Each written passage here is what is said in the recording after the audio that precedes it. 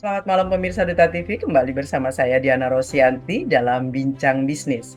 Pemirsa, ada yang spesial bahwa Bincang Bisnis kali ini direcord atau di tapping tepat pada hari terakhir masa kampanye, yaitu 10 Februari 2024, di mana semua paslon yang ada saat ini dan juga mungkin para calon legislatif melakukan gencaran-gencaran kampanyenya. Ada kampanye akbar yang dilakukan di Jakarta untuk 2 pasangan calon dan di Kota Solo untuk 1 pasangan calon.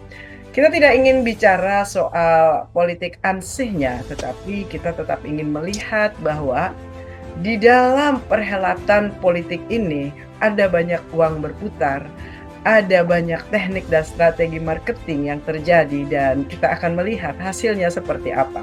Saya mengundang tamu saya yang luar biasa dua-duanya. Beliau sebetulnya punya background aktivis kampus dulunya dan sekarang lebih terjun ke dunia marketing, dunia bisnis, tetapi ada spesifikasinya. Ada Mas Yuswo Hadi, beliau adalah Halo. eh, saya menyebutnya apa nih sekarang? Ya, Peneliti tetap marketing managing atau partner, tetap ya, managing pengamat partner pengamat Inventure. marketing ya, beliau dari Ya. Accenture, dan juga ada praktisi, sebetulnya dibilang politik nggak politik-politik juga, ada praktisi Katapedia, beliau mendampingi dalam personal branding di berbagai hal, tidak hanya politik sebetulnya. Ada Pak Deddy Rahman, kita sapa dulu, selamat malam. Malam, Mbak. Oke, baik. Ini lucu ya, kita dipertemukan kalau kita off cam tadi cerita bahwa kita adalah orang-orang yang sebetulnya berasal dari dunia sains, tapi sekarang asik menggeluti hal-hal yang sifatnya marketing, bisnis gitu lah ya. Seru sekali. Baik, hari ini adalah kampanye akbar. Semua paslon mengerahkan kekuatannya luar biasa. Kita tidak ingin bicara membandingkan A, B, C, walaupun nanti pasti akan ada irisan itu. Mas Yuswo, dalam buku yang saat ini sudah di-launching dan dibawa kemana-mana, yaitu Political Branding untuk politician dan juga calon legislatif, nanti ada pilkada juga, pasti ini akan sangat berguna. Apa yang Mas Yuswo lihat di kondisi perhelatan demokrasi hari ini? Ya, jadi bukunya judulnya Personal Branding for Politician, Mbak Diana. Saya terus terang sebenarnya pengen nulis buku ini 2014 sebenarnya, karena 2014 itu Pak Jokowi pada waktu itu ya, kalau sebelum-sebelumnya mungkin masih pakai jurus mabuk gitu ya, tetapi pada waktu Pak Jokowi saya lihat intensitas penggunaan konsep personal branding itu udah mulai makin nyata gitu ya. Tetapi 2014 urung ya, terus kemudian 2019 pengen lagi ya, tetapi urung lagi. Jadi terus terang saya butuh butuh apa ya? Kalau di Islam tuh giroh gitu ya, butuh kemantepan hati. 2019 juga urung lagi ya, belum mantep gitu ya, tetapi sejak 6 bulan yang lalu kebetulan kok karena sudah ngumpul, sudah sudah kuat keinginannya, maka kemudian sejak 6 bulan yang lalu saya riset ya, mengumpulkan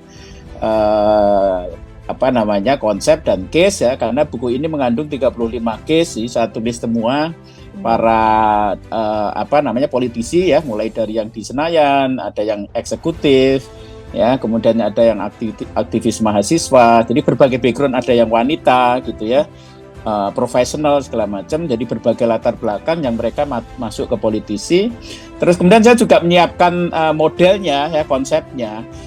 Saya punya satu noble purpose ya, yang ini mungkin kayak nggarmin air laut, dan mungkin kalau Mas Deding lihat agak-agak ngawang-ngawang dan agak-agak bombastis gitu ya. Saya punya keinginan bahwa money politik itu hilang di negeri ini gitu ya. Tapi ini sekali lagi sesuatu yang kayaknya nggak tahu sampai 100 tahun ke depan mungkin masih ada juga ya. Nanti kita bahas ya. dari Pak Deddy ya. Ya, jadi kenapa begitu? Saya pengen bahwa mestinya para politisi itu menggunakan konsep-konsep yang mengandalkan keunggulan kompetitif dari si politisi ya, jadi karakternya, kemudian kompetensinya, visi misi, program dan seterusnya. Jadi ini menyangkut dua hal. Jadi dari edukasi ya, di satu sisi adalah si politisinya, jangan main money politik, sama jangan lupa si pemilihnya juga, karena surveinya KPK mengatakan 95,5% itu mereka pemenangan pemilu itu karena kekuatan uang. Jadi urutan pertama suatu calon menang itu didrive oleh uang gitu ya, dan angkanya besar sekali ya. Kemarin kebetulan kita kumpul di Jakarta, kita diskusi buku, ada Mas Amir Arif ya dari KPK mengatakan 95,5 itu jadi ada peringkatan gitu ya, 1 sampai 6 itu ya, visi dan program itu menjadi pertimbangan nomor kelima gitu ya. Pertimbangan pertama adalah nilainya 95,5 itu karena kekuatan uang gitu ya. Nah, saya punya novel purpose terkait dengan buku ini adalah mudah-mudahan buku ini, karena ini kan buku ini kan update terus tiap 5 tahun gitu ya. Jadi karena perilaku orangnya beda-beda juga ya, berubah-berubah juga. Dan ya, sehingga kemudian saya harapkan kalau pelan-pelan para politisi ini membaca buku ini ya, mereka diharapkan mulai sadar bahwa mestinya si politisi mengandalkan kekuatan, dia dipilih karena kekuatan karakter, kekuatan kompetisi, visi dan seterusnya, bukan karena money politik, bukan karena serangan fajar gitu ya. Nah, dengan begitu juga karena kalau budaya politik pemimpin kita terpilih karena money politik ya, ketika dia waktu menang karena uang, waktu memerintah dia juga karena mengembalikan uang gitu, dan itu ketika terjadi begitu terus-menerus, maka dan masyarakat juga teredukasi bahwa pemilu adalah masalah uang.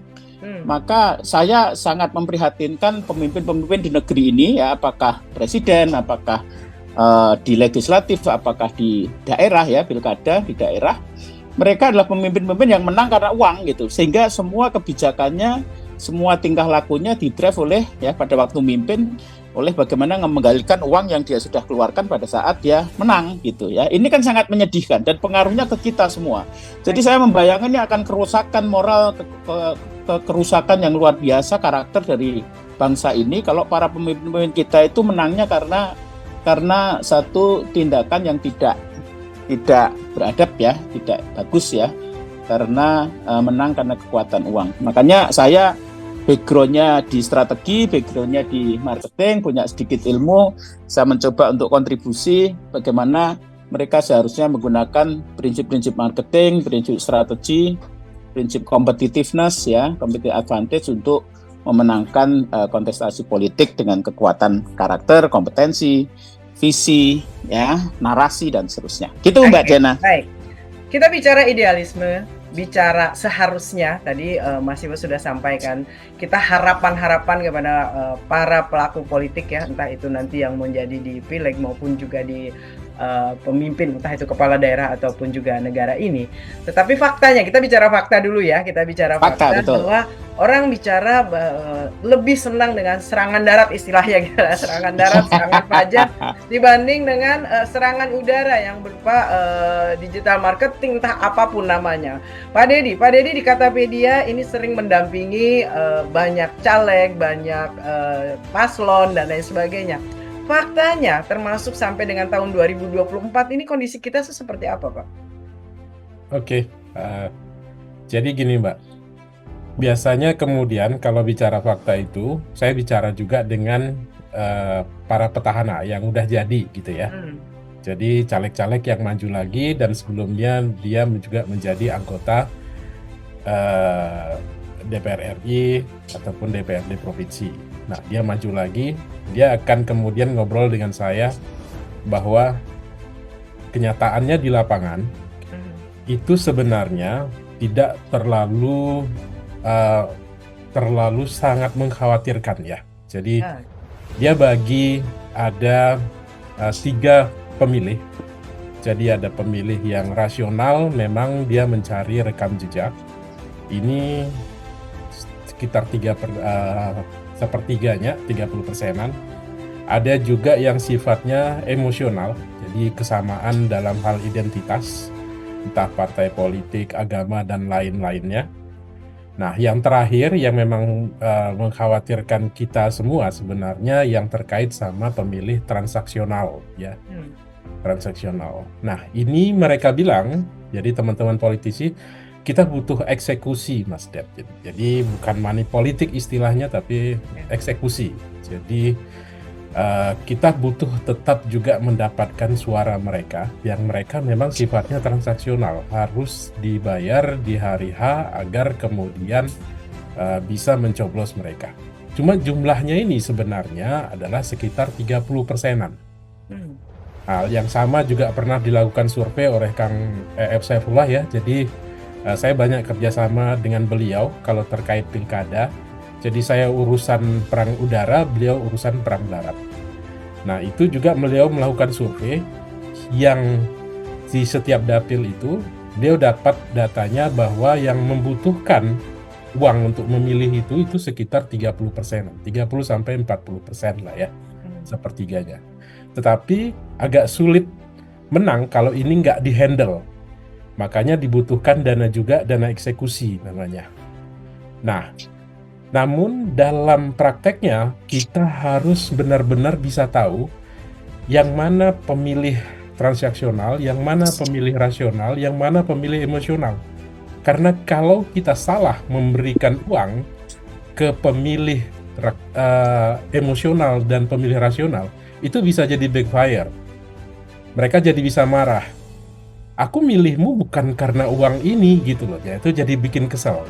Dan bisa jadi itu membuat pemilih rasional dan emosional itu tidak mau milih. Makanya kemudian tim saya mengembangkan aplikasi manajemen relawan untuk kemudian bisa mendeteksi relawan yang mendekati para calon pemilih. Ini kita ajari untuk mengetahui dengan cepat kira-kira dia pemilih rasional, transaksional, atau emosional. Dari setelah data itu dapat, baru nanti di hari hanya dipersiapkan dana untuk yang transaksional. Sedangkan yang rasional dan emosional itu penanganannya akan beda. Jadi kita tidak main dana-dana lagi di situ. Nah, kadang karena memang tim relawan ini tidak punya data yang cukup bagus, sehingga para caleg atau politisi menyamaratakan. Dan kalau sudah menyamaratakan, dia butuh suara 100.000 dan tiap 100.000 orang kemudian dia kasih amplop pengalih. Ini boncos banget sebenarnya. Itu yang kemudian saya sangat sayangkan. Jangan melakukan hal tersebut di akhir-akhir. Kan teman-teman Mbak Diana di sana kan lalu mainnya di akhir. Baik. Boleh dilakukan, tapi kemudian ada riset dari awal. Jadi didekati calon pemilihnya sehingga kita bisa tahu dia ini perlu untuk dilakukan serangan fajar atau tidak. Baik. Sebenarnya banyak yang membutuhkan serangan fajar. Gitu, Mbak. Baik. Ini menjadi kata kunci bahwa tidak semua sebetulnya itu tadi ketika kita hanya melakukan pengali ya itu tadi boncos ya dan akhirnya ketika kita salah mendekati mereka yang memang tidak memerlukan amplop atau memerlukan uang itu malah menjadi tadi big fire, bisa jadi ini jadi bukti malahan ya. Ternyata pemilih yang salah itu menjadi bukti kecurangan dan lain sebagainya. Kita masih akan bahas ini. Kita ingin melihat dari sisi tadi. Mas Dedi sudah bicara bahwa ada sistem untuk men-screening gitu loh, mana yang memang masuk 30% perlu dana operasional. Kalau di Dewan Redaksi kita ada mereka yang punya harus didekati dengan motivasi kuat katanya untuk datang ke TPS gitu ya, mengganti biaya hidup dan lain sebagainya. Kita akan bahas ini karena ini kita bicara perputaran uang, berbicara juga hitung-hitungan. Kadang-kadang para calon itu berpikir ketika harus membeli sistem dan lain sebagainya itu sama mahalnya katanya dengan berbelanja kepada masyarakat langsung. Kita akan bahas ini masih di Bincang Bisnis.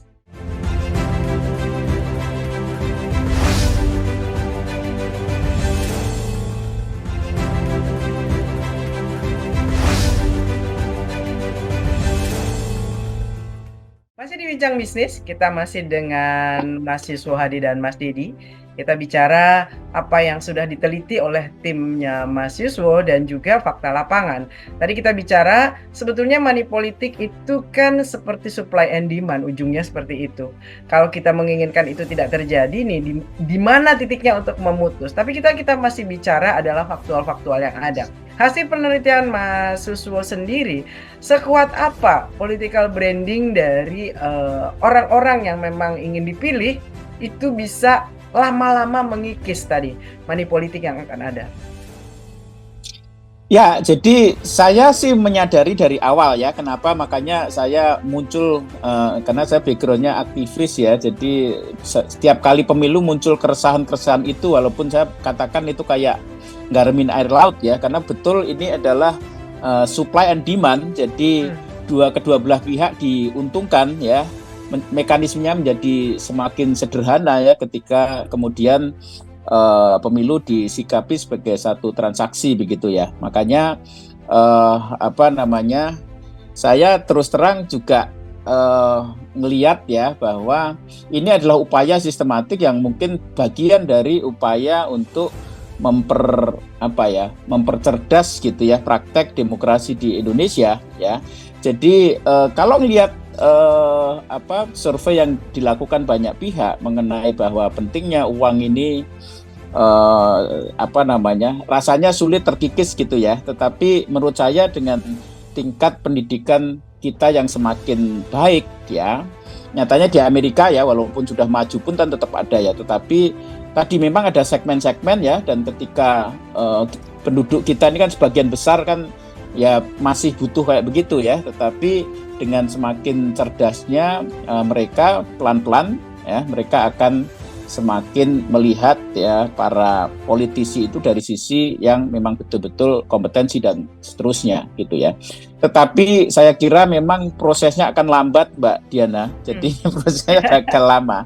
Dan saya menarik ya awal tahun kemarin atau akhir tahun lalu saya bikin satu outlook ya ekonomi, karena saya sebutnya election ekonomi. Jadi memang ini menciptakan apa yang disebut sebagai election ekonomi. Jadi money politik ini kayak paradoks Mbak Diana ya. Jadi saya nyebutnya money politics paradoks ya. Di satu sisi secara etika, secara politik, kedewasaan politik mungkin nggak bagus ya, tetapi secara ekonomi harus diakui bahwa dengan adanya duit itu merembes ke masyarakat di tingkat grassroots, maka itu akan meningkatkan daya beli, dan daya beli itu akan dibelanjakan, spending, dan disitulah ekonomi berputar gitu ya. Jadi ekonomi berputar itu bisa melalui mekanisme bansos ya, ada 500 triliun dan seterusnya. Sama yang serangan fajar ya, serangan fajar ini sulit ngitungnya ya, tetapi real bahwa itu akan menciptakan duit-duit itu yang awalnya dikuasai oleh, ini juga mekanisme pendistribusian kekayaan, karena duit-duit yang selama ini dikuasai oleh para pebisnis besar di negeri ini dan kemudian mengalir ke partai dan kemudian mengalir ke tingkat masyarakat di tingkat grassroots, maka akan terjadi redistribusi pendapatan ya.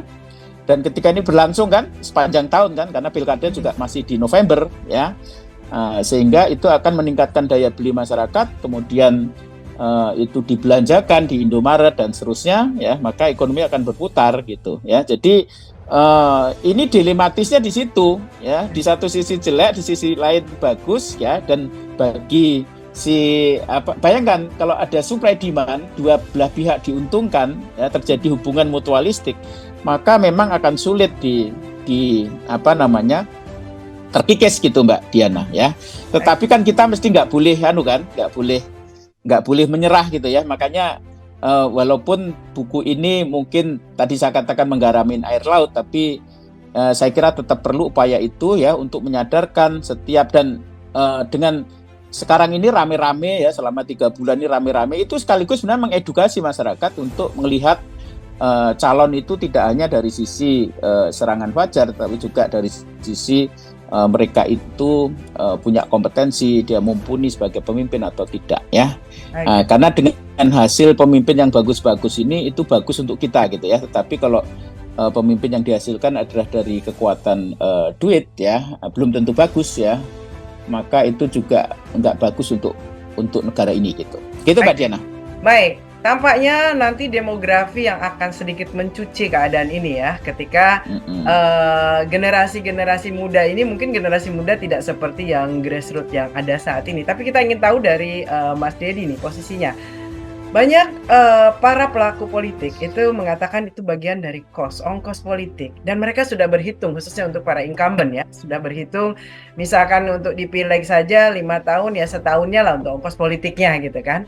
Nah, Adakah penelitian dari teman-teman di Katapedia yang kondisi saat ini belanjanya itu apakah, ada perubahan misalkan komposisi tadinya full untuk, serangan darat menjadi, eee, persentase ada juga yang sudah mulai serangan udara. Tadi seperti Mas, Yusuf katakan sudah mulai mem-branding dengan baik. Karena ada juga yang sama sekali nggak mau, sama sekali mau cukup dengan APK yang di pinggir jalan dan betul-betul, uang itu ditunggu untuk di hari akhir walaupun akhirnya juga boncos juga karena ketemu dengan, ya mungkin yang uangnya lebih banyak. Mas Dedi, adakah data yang seperti ini yang dikumpulkan oleh teman-teman di Katapedia? Oke, Mbak Diana. Jadi sebelumnya mungkin kita bisa membagi dulu yang namanya cost politik sama money politik ya. Jadi kalau cost politik ini memang proses politik yang akan mengeluarkan dana dan itu sama seperti business as usual. Jadi kalau misalkan di startup gitu ya, startup yang baru, mereka akan membuat apa yang namanya customer conversion rate ya. Jadi kalau aplikasi dia agar bisa di-download oleh satu orang itu butuh berapa biayanya. Biasanya itu di 100.000 paling murah sampai 500.000 atau bahkan 1 juta. Itu yang kemudian dana-dana marketing yang dibutuhkan untuk startup digital itu gede-gede. Jadi dari ratusan miliar dan itu tidak pernah ada yang mempermasalahkan ya. Nah, di politik juga halnya seperti itu. Di politik itu ada cost politik yang memang harus ada kegiatan pengelolaan relawan, pengguna APK dan lain-lain yang itu akan mengeluarkan dana. Dan dana itu kita ukur sebagai vote conversion rate. Jadi berapa sih sebenarnya dana yang akan kita butuhkan untuk mendapatkan satu suara. Yang efisien itu biasanya di angka 50.000 per suara gitu ya. Atau bisa bahkan lebih rendah daripada itu. Dulu waktu handle Pilgub DKI Jakarta di 2017 itu beyond convention rate-nya sekitar 50.000 dan menurut Kang EF yang kerjasama dengan saya juga waktu itu sangat-sangat murah karena memang di pilkada lain itu bisa 300.000 per suara 500.000 dan itu cost ya, maksudnya itu bukan dana yang dibagikan ke masyarakat untuk memilih kandidat, bukan. Kalau itu namanya money politik. Nah, money politik ini biasanya di ujungnya. Nah, ini yang memang kita cegah. Kita berharap itu tidak terjadi. Tetapi setiap proses politik yang dilakukan setahun, 2 tahun sebelum pencoblosan itu memang membutuhkan dana. Itu pasti membutuhkan dana. Nah, angka-angka itu yang kemudian yang kita atur bagaimana bisa seefisien mungkin. Nah, kayak gitu kira-kira, Mbak. Baik.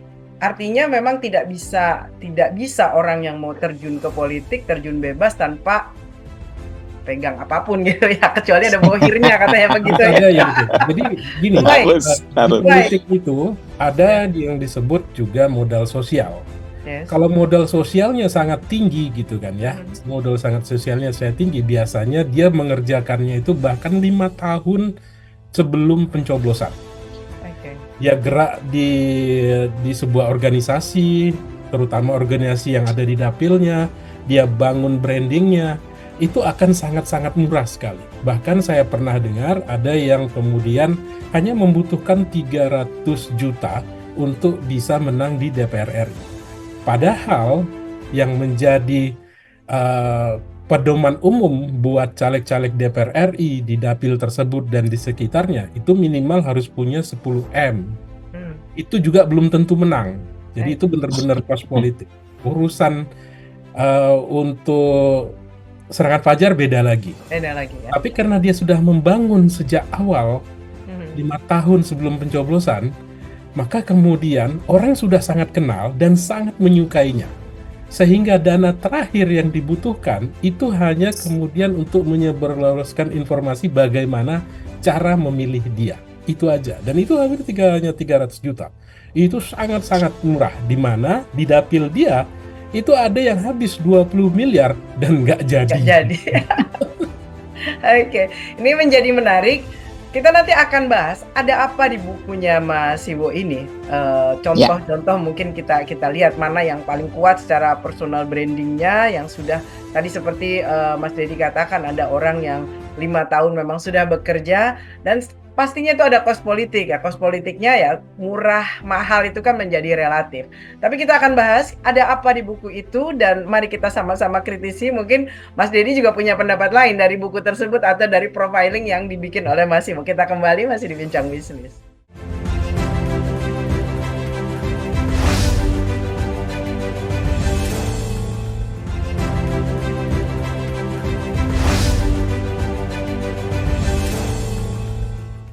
Kos politik oke, money politik no.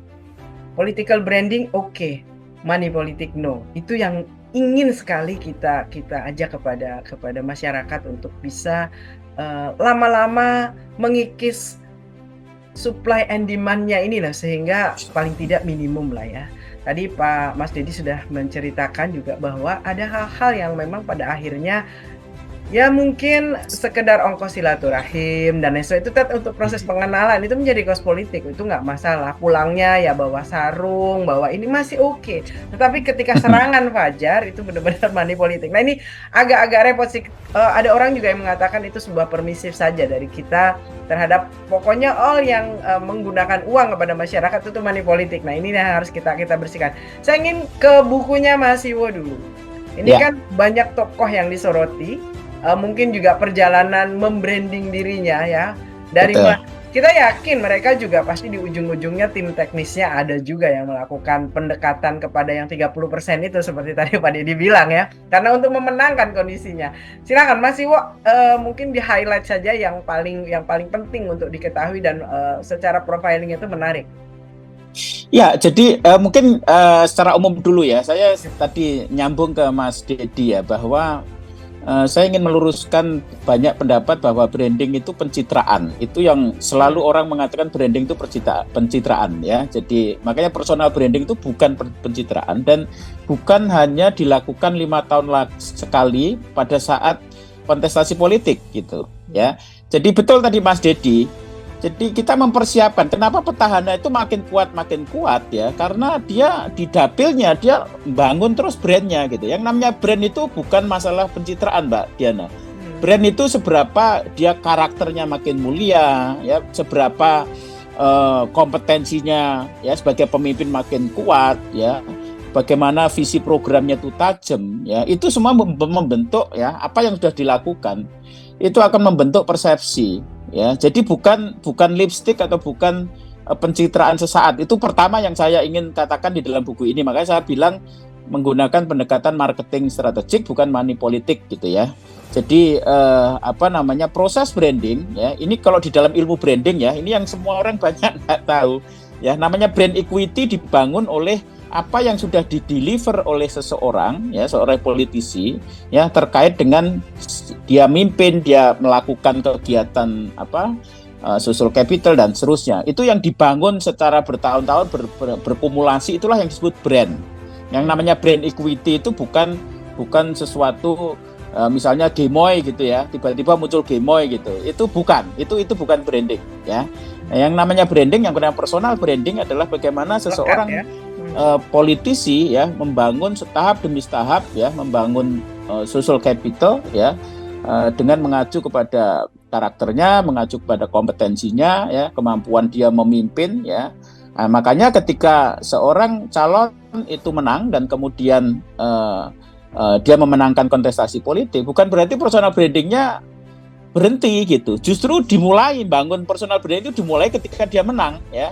Artinya apa? Apa janji-janji yang mereka berikan pada waktu kampanye itu dia eksekusi ketika dia memerintah, dan ketika eksekusinya itu berhasil, maka brand equity-nya akan naik gitu. Akan pelan-pelan. Ketika dia nggak bisa mengeksekusi dan dia gagal, maka brand equity-nya turun ya, dia atau jatuh gitu ya.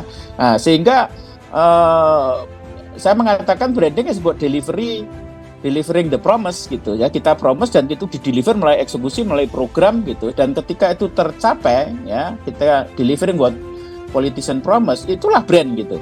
Ketika dia menghasilkan sesuatu yang dia janjikan. Dan ketika dia bangun, ya misalnya petahana dia menang, ya terus kemudian dia bangun brand, kemudian di pemilu berikutnya karena bagus dia menang lagi dan bangun lagi, itulah brand sebenarnya. Makanya saya di buku ini satu hal di pendahuluan saya tekankan bahwa personal branding untuk politisi bukan masalah pekerjaan 5 tahun sekali, ya, tetapi pekerjaan lifetime job, ya, bagi seorang politisi sebagai orang yang mendedikasikan hidupnya untuk memimpin masyarakat menuju kebaikan gitu. Okay. Itu yang saya maksud dengan pendekatan marketing strategik gitu, ya. Makanya tadi bagus Mas Dedi bahwa kalau kita ini prinsip marketing juga, ya, bahwa ketika kita membangun brand itu pelan-pelan jangka panjang, maka cost-nya akan murah, ya.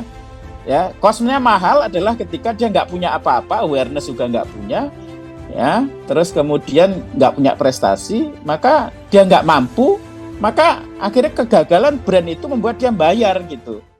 Ketika seorang politisi itu udah punya brand equity yang kuat, ya sebenarnya dia nggak perlu bayar, ya, karena yang dia janjikan adalah sebuah leadership, ya, sebuah kemampuan yang dia kemudian akan penuhi itu ketika dia menjadi pemimpin gitu. Okay. Gitu Mbak Diana. Jadi ini menarik. Saya ingin insert sedikit. Tadi Mas Iwo mengatakan bahwa brand equity itu melekat sebetulnya dan dibangun lama. Dan kita lihat, kita ambil saja paslon Pres dan Wapres begitu kan. Mereka sebetulnya sudah punya brand equity sendiri-sendiri. Membangun citranya sudah. Tetapi sekarang justru yang ditonjolkan yang tadi Mas Iwo katakan bahwa itu bukan branding ketika munculnya gemoy, satsit, slapet dan lain sebagainya. Tapi itu yang ditonjolkan dan akhirnya menjadi satu warna sebetulnya walaupun kelihatannya pendekatan. Jadi kayak yang panik semua ikut-ikutan gitu. Nah, menurut Mas Iwo, dan kelihatannya akhirnya brand equity yang ke belakang sudah dibangun tuh tidak terlalu ditonjolkan, tapi yang sekarang ada ini gimmick itu justru yang terus dikuatkan. Itu gimana? Ya, branding esensinya adalah delivering what you promise, ya. Ketika Pak Prabowo mengatakan gemoy untuk menunjukkan bahwa dia dekat dengan kalangan muda, dia dekat dengan masyarakat dan segala macam, dan dia memang karakternya begitu, tetapi ketika debat hal itu tidak ditunjukkan, ya, maka otentisitas itu hilang gitu, ya. Artinya itu yang saya katakan make up gitu, ya. Karena kalau branding itu otentik gitu, ya. Otentik itu apa yang ada dia kemukakan, ada yang di muka, itu di dalam juga gitu, ya. Namanya authenticity atau genuine gitu, ya. Sama, ya. Jadi misalnya tadi saya mengatakan balik lagi, ya. Tokoh-tokoh politik yang hebat, ya, katakanlah ya Pak Prabowo, kemudian Anies, ya, kemudian Pak Ganjar, ya, mereka ini kan brandnya dibentuk, ya. Pak Ganjar selama 10 tahun dia membangun Jawa Tengah, itulah brand sebenarnya, ya. Seberapa dia berhasil, ya, itulah brand utama dia gitu. Pak Anies, ya, dari mulai Menteri Pendidikan, ya, dia bangun dari mungkin belum jago, ya, dia berhadapan dengan birokrasi, ya, terus kemudian di DKI, ya, dia membangun prestasi di situ, ya, akumulatif terus dia jadi rektor segala macam. Itu adalah background semua brand equity sebenarnya. Yang itu bisa dua hal, can sama will, ya. Can itu adalah kemampuan, will adalah karakter gitu. Simpelnya dua itu. Dan seorang pemimpin itu dibentuk oleh pengalaman dia itu ke dalam dua hal itu sebenarnya, yaitu karakter dan kompeten, 2C itu, ya. Dan itu melalui track record panjang gitu. Makanya ketika Pak Prabowo gitu, ya, sudah ya, pengalaman di militer, ya, kemudian di eksekutif dan segala itu membentuk dia gitu, membentuk kualitas dia, membentuk brand equity dia, yang itu nanti akan terkonversi menjadi elektabilitas gitu, ya. Itulah yang saya katakan mekanisme itu harus berjalan di Indonesia, jadi bukan shortcut, ya. Saya katakan betul tadi Mas Dedi, ketika kita membangun brand equity itu jangka panjang, sama kayak produk sebenarnya. Ya, Indomie itu kan menjadi brand equity-nya kuat, kan berjalan puluhan tahun gitu, dan dia membuktikan bahwa memang enak gitu. Kira-kira sama sebenarnya, ya.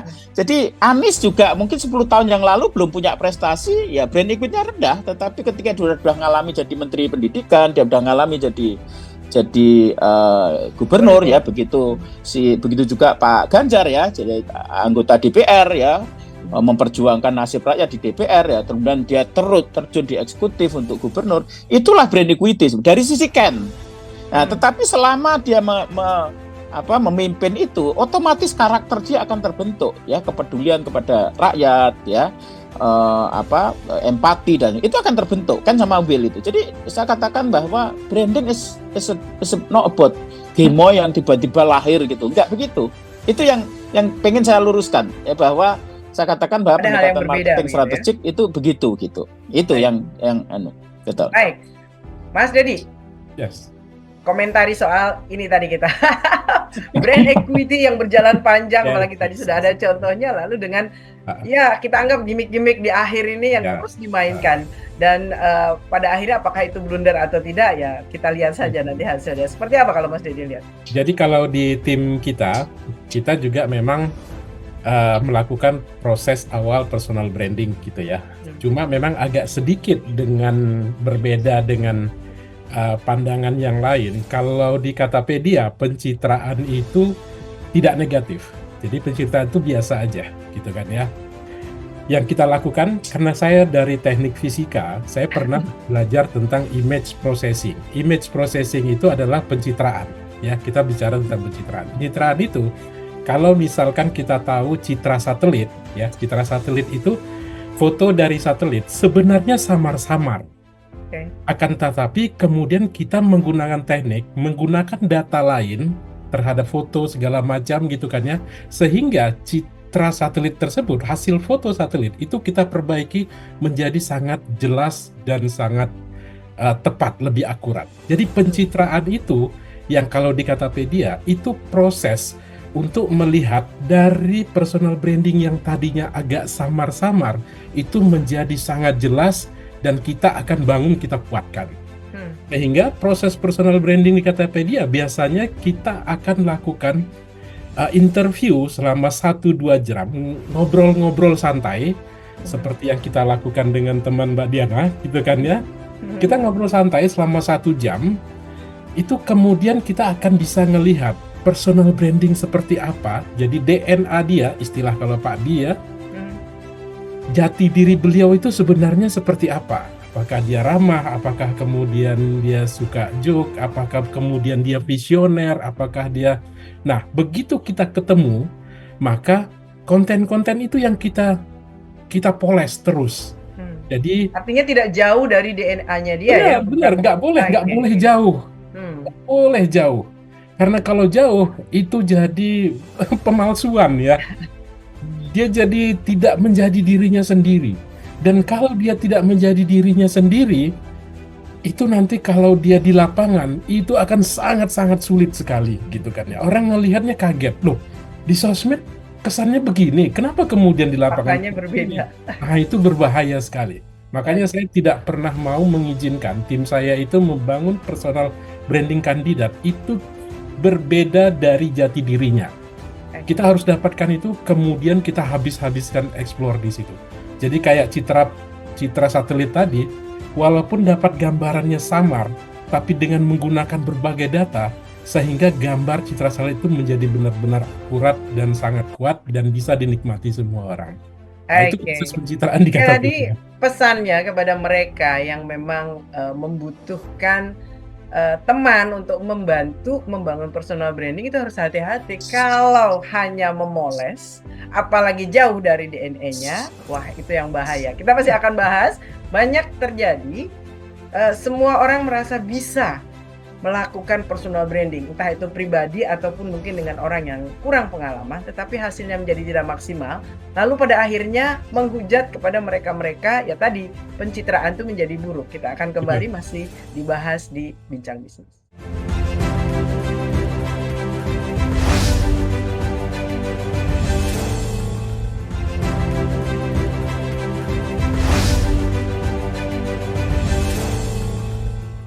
Pemirsa, saat ini ketika ya kita bicara as business begitu ya, ketika perhelatan politik yang memang ini continue dilakukan 5 tahun, sebetulnya juga memunculkan konsultan-konsultan dan juga peneliti-peneliti yang di sini juga bisa masuk di dalam cost production dari sebuah ongkos politik, karena kan ada survei dan lain sebagainya yang juga kadang dilakukan gitu.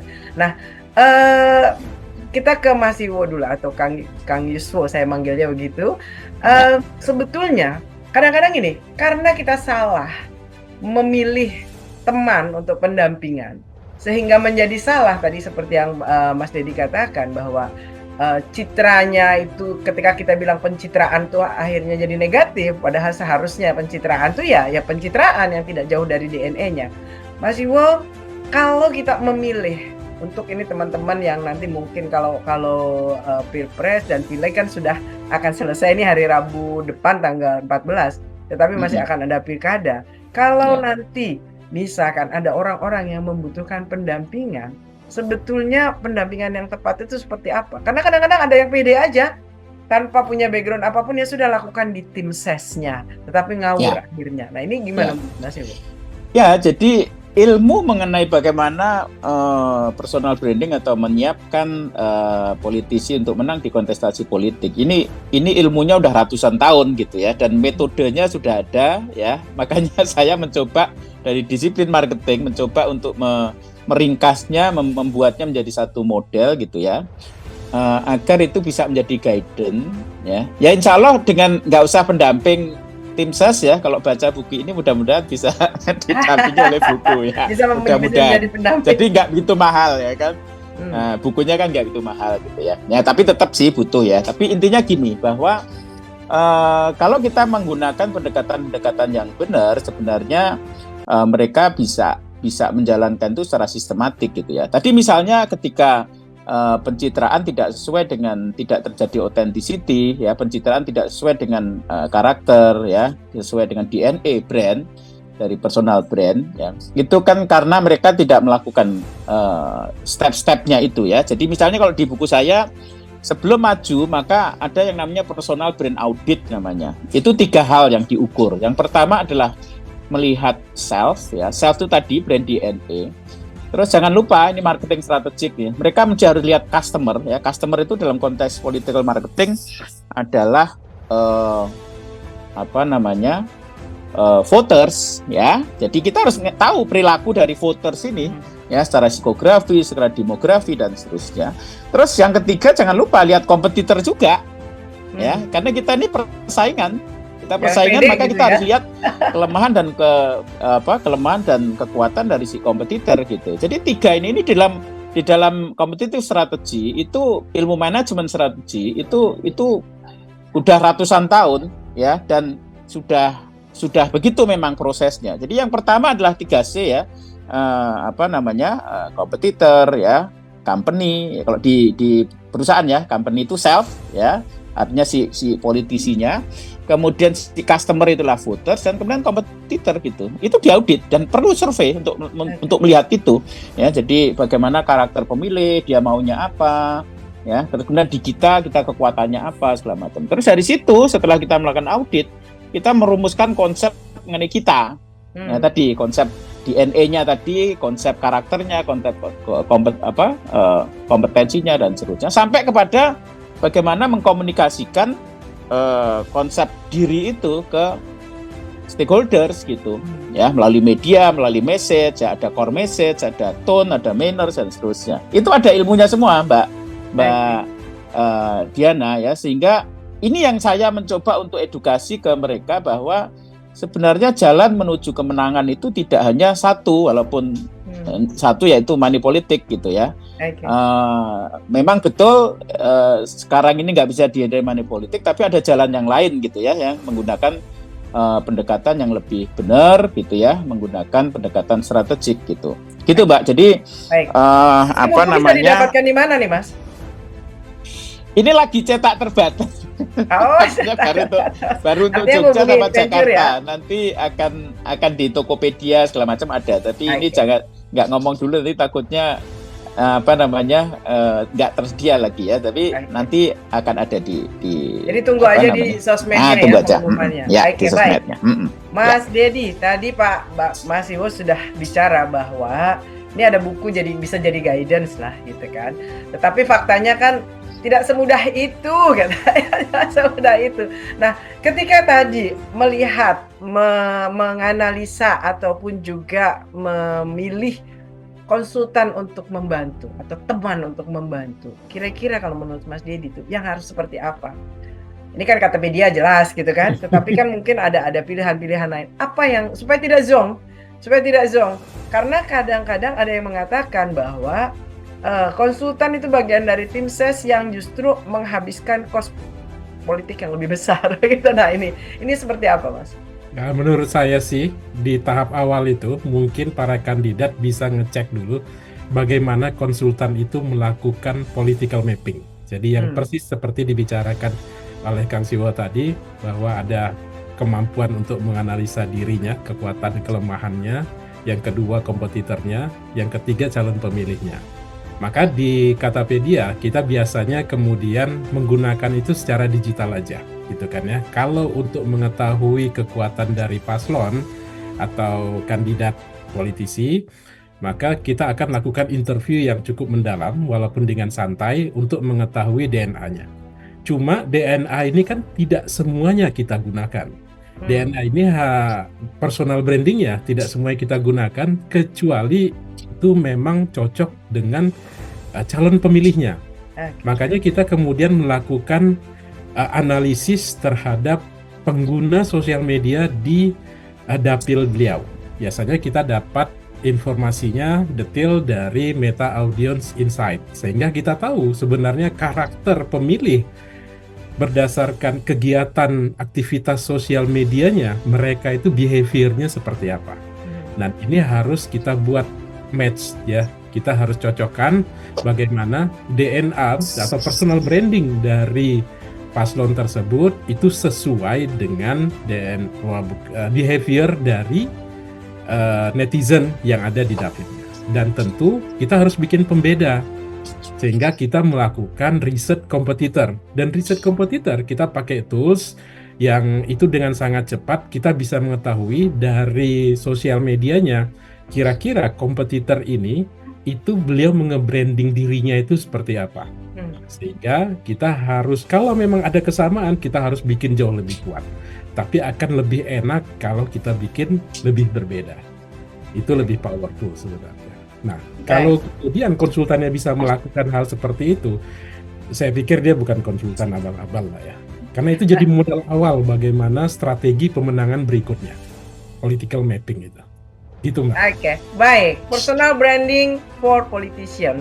Di dalamnya cost politik oke, money politik no, big no gitu ya. Itu biasanya kalau memang didampingi oleh konsultan yang oke, tetapi kita juga bicara fakta bahwa ada piramid tadi, ada 30% memang masyarakat yang masih membutuhkan endorsement begitu ya untuk datang ke TPS dan memilih dia. Nah, ini menjadi bagian-bagian yang secara strategi harus dilakukan. Mudah-mudahan nanti yang seperti itu menjadi semakin tipis, persentasenya semakin kecil, dan politik di kita di Indonesia tidak dikenal sebagai politik yang mahal sehingga semua orang bisa berani turun. Mudah-mudahan tadi dengan adanya bonus demografi yang muda-muda kan mungkin caranya berbeda ya gitu, yang muda-muda caranya berbeda, dan audiens dan konstituennya juga pasti nanti juga berbeda. Kita akan mendapatkan sesuatu yang berbeda. Bukunya Mas Iwo kita tunggu saja. Kita tunggu saja di mana bisa mendapatkannya, dan kalau ingin mengenal Katapedia juga silahkan nanti masuk ke akunnya saja. Kita kayaknya akan agak rutin nih ngobrolin ini sampai Pilkada ya, karena bisa berbab-bab dan juga akan menarik karena semuanya serba unik.